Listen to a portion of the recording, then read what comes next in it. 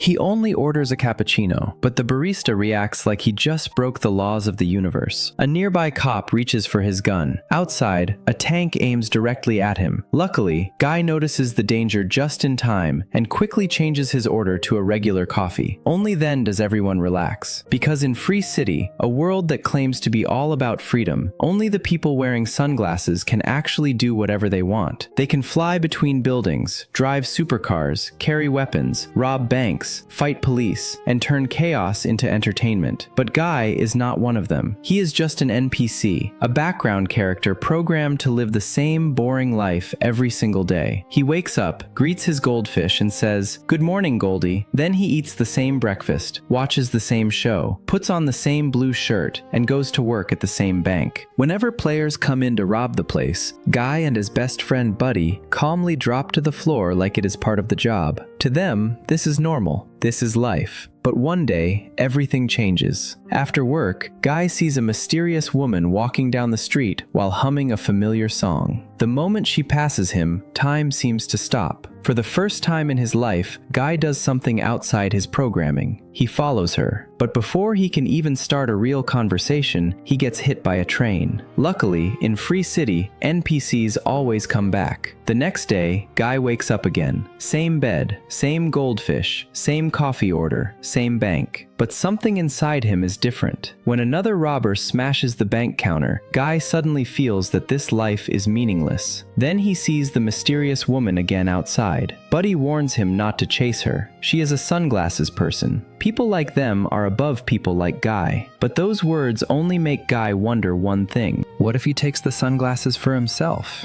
So when the next robber points a gun at him, Guy stands up. The player behind the screen is shocked and tries to fight back.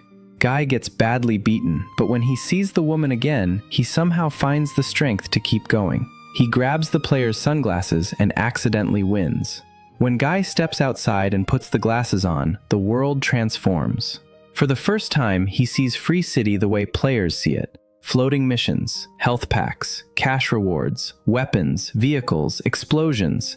A whole hidden layer of reality glowing around him. He picks up a health pack and his injuries vanish. Then a player nearby gets eliminated and drops a pile of money. Guy collects it, checks his bank account, and realizes he suddenly has more money than he has ever had in his life. So he buys the sneakers he has always wanted.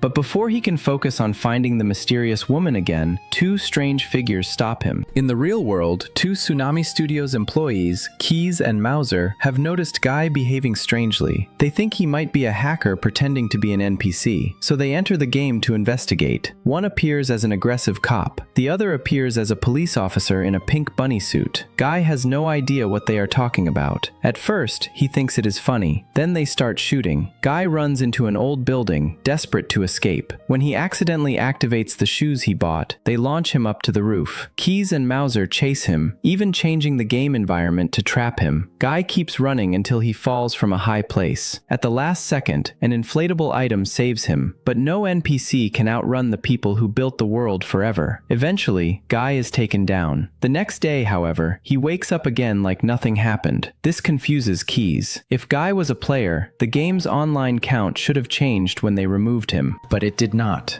Mauser thinks it is just a bug. Keys is not so sure. Years earlier, Keys and a brilliant developer named Millie Rusk created an original game called Life Itself. Keys designed characters and systems. Millie created advanced AI that could think and grow on its own. They planned to release the game through Tsunami Studios, but the company's CEO, Antwan never launched it. Instead, he later released Free City, which became a worldwide hit. Millie believes Antwan stole their code and built Free City on top of it. Keys now works for Tsunami in technical support because he needs the paycheck, but Millie never gave up. Inside Free City, she plays as Molotov Girl, searching for evidence that her original code is hidden somewhere in the game. Finally, she learns that proof may be stored inside a player's stash house. When she enters the game to search for it, Guy suddenly appears. He has been looking for her. Startled, Millie throws him to the ground, but Guy quickly explains he is not trying to hurt her. Before she can continue her mission, guards arrive and Millie has to escape through a portal. Guy follows her. To Millie, he looks like a clueless beginner. her, so she tells him to reach level 100 before talking to her again. But in Free City, players usually level up by stealing, fighting, and attacking NPCs. Guy refuses to hurt people like his friends, so he finds another way. He starts leveling up by doing good things. He protects NPCs, stops violent players, saves weaker characters, and helps people instead of hurting them. His kindness makes him famous. Soon, players around the world are talking about the mysterious blue shirt guy, the first player who seems to be winning Free City by being good. Meanwhile, Millie and Keys find their way into the stash house and locate the video clip they need. But when an alarm goes off, guards surround Millie and the evidence is knocked away. Then Guy arrives, now at level 102. He helps Millie fight through the guards and the two escape together. Millie is stunned by how quickly he has grown. Guy still does not understand why she keeps asking strange questions, like where he got his skin or whether he works for Tsunami. All he knows is that he likes her, so he asks her on a date. Millie is surprised, but she does not say no. There is something oddly perfect about him. He shares her strange favorite ice cream flavor. He has the exact kind of humor she secretly loves. So they go to a quiet lake, a place almost nobody knows about. They walk, they sit on swings, and under the moonlight, Millie opens up. She tells Guy that when she was young, her parents expected a lot from her, and she was always afraid she would disappoint them. Only when she sat on a swing did she feel free. Guy listens to every word. Then, overwhelmed by his feelings, he says he wants to kiss her. Millie lets him, but outside the game, the real Millie suddenly realizes something strange. NPCs in Free City are not supposed to be able to kiss, so how did Guy do it? Keys soon gives her the answer. After watching the game data, he discovers Guy is not a player at all. He is code, but not ordinary code. Guy has evolved into true artificial intelligence, and his growth proves something huge. Antwan really did use the life itself code inside Free City. Before Millie can fully process the fact that the man she likes is an AI, Keys gives her even worse news. In 2 days, Antwan will launch Free City 2. It sounds like a sequel, but it is basically a completely different game. The old world will be erased, player data will not carry over, and all the evidence of Antwan's theft will disappear with it. Millie is devastated. She has been searching for years. Now she has only 2 days. Keys says the only chance is to find the original life itself environment still hidden somewhere inside Free City. And Guy might be the key. It will be cruel to tell him he is just an NPC, but it is better than letting him disappear without ever knowing the truth. So Millie takes Guy to a player-only area and tells him everything. At first, Guy is fascinated. Then the truth lands. He is not real in the way he thought he was. His city is a game. His life is programmed. Even his love for Millie might only be code. Worst of all, his world is about to be deleted. Guy is crushed. He walks through the chaotic streets, numb to the explosions around him. He goes to the beach and discovers the edge of the map, proving his entire universe has a boundary. Furious and heartbroken, he shouts that everything is a lie. After another reset, Guy finds Buddy and tells him the truth. He expects Buddy to fall apart, but Buddy surprises him. He says that even if their world is fake, the moment they are living in still feels real. Their friendship feels real. Their feelings are real. And maybe life is only a collection of moments anyway. Buddy's words change Guy. He decides to stop obsessing over whether his world is fake. Instead, he chooses to make his life matter. Guy and Buddy return to the stash house to help Millie get the evidence. This time, the owner is actually a huge fan of Blue Shirt Guy and hands over the video. Guy brings it to Millie, and together they watch it. The video shows the original life itself environment, and Guy realizes he has seen that place before. But before he can explain, Millie and every other player suddenly freeze. In the real world, Antwan has noticed the problem. Guy's popularity is changing how people see the game. Players are starting to care about NPCs. Some even think the game would be better without constant violence. Free City 2 pre-orders are dropping, and Antwan is furious. He orders Mauser to remove Guy from the game. Keys explains that Guy has self-awareness and cannot simply be kicked out, so Antwan demands a server reboot. The reboot wipes Guy's memories. When Free City comes back online, Guy is back to his old self. No memories, no awareness, Keys. No Millie. Millie tries everything to wake him up, but nothing works. Then Keys calls with one last hope. Guy's memories are gone, but his AI code still exists. Keys reveals that when he originally designed Guy's dream girl, he based her on Millie, her tastes, her humor, her favorite things. That is why Guy grew so fast after meeting Molotov Girl. Guy is not just random code. He is, in a way, a love letter from Keys to Millie. Millie rushes back into the game, grabs Guy, and kisses him, and it works. Guy remembers everything. He remembers Millie, he remembers their time together, and he remembers where he saw the hidden Life Itself world. It was reflected in the blinds inside his apartment.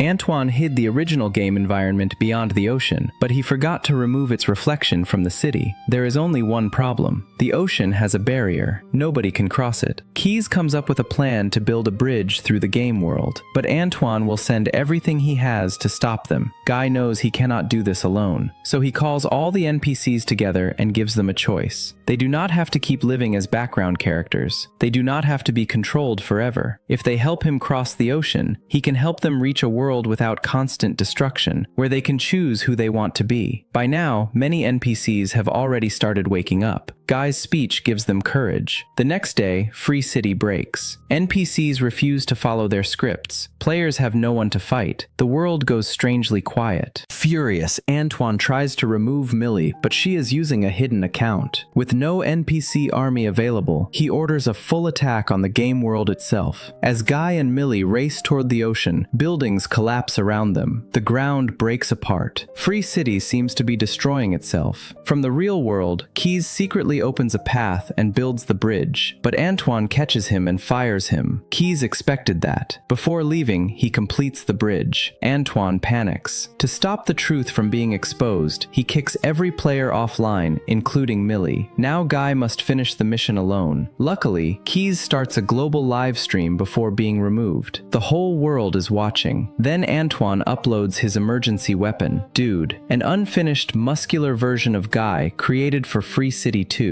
Dude is huge, powerful, and extremely dumb. He overwhelms Guy easily. Even Buddy tries to help, but Dude throws him aside. Just when it looks hopeless, Guy puts on the sunglasses and starts using powerful in-game items to fight back. The battle becomes a wild mix of pop culture chaos, but Dude's health is still too high. Then Guy gets an idea. Instead of fighting Dude, he puts the sunglasses on him. Dude sees the hidden player world for the first time and becomes completely distracted by all the glowing rewards. Guy uses the opening to escape with Buddy toward the bridge, but Antwan refuses to lose. He grabs an axe and starts smashing the physical servers, destroying the world piece by piece. Buddy begins to disappear. The bridge breaks apart. Free City collapses behind Guy, but with one final leap, Guy reaches the hidden Life Itself environment. The proof of Antwan's theft is broadcast to the world. Millie stops Antwan before he destroys the last server. To save what remains of her creation, she makes a deal. Antwan can keep the profits from Free City, but Millie gets the original code and world back.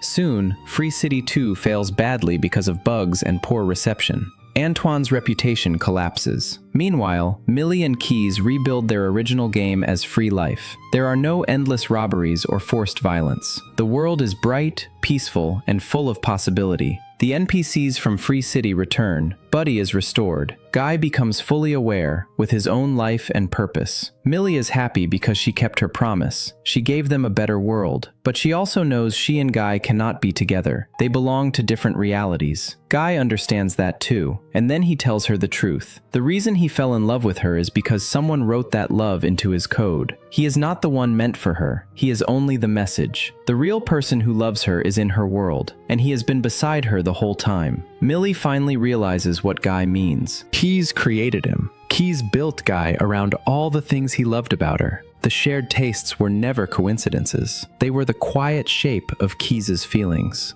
Millie runs out into the street and finds Keys buying coffee. They look at each other from across the road. For years, the truth had been hiding in code. Now it is finally real. They meet in the middle of the street and kiss. Free Guy is a 2021 science fiction action comedy directed by Shawn Levy, starring Ryan Reynolds as Guy, Jodie Comer as Millie Rusk and Molotov Girl, Joe Keery as Keys, Lil Rel Howery as Buddy, Utkarsh Ambudkar as Mouser, and Taika Waititi as Antwan Hovachelik. On the surface, it is a video game comedy full of explosions, cameos, and colorful chaos. But underneath, it is a story about identity. Guy begins as the most ordinary person in his world. He has no special status, no special power, not even the right to choose his own coffee. He is told he is background. He is told he does not matter. But once he starts making choices, everything changes. He helps instead of hurts. He protects instead of destroys. He questions the rules instead of obeying them forever. And by doing that, he proves that meaning is not something given by your role. It is something created by your actions. Millie also gets her dream back. Keys finally says what his heart had been saying through code all along. And the NPCs, once treated like disposable background noise, finally get to live as people with their own hopes and choices. That is why Free Guy works. It is not just about escaping a fake world. It is about realizing that even in a world full of rules, labels, and expectations, you can still choose who you want to be. Maybe you cannot control where you start, but you can decide what kind of person you become. That's all for today's movie recap. If you enjoyed this story, don't forget to like, comment, and share.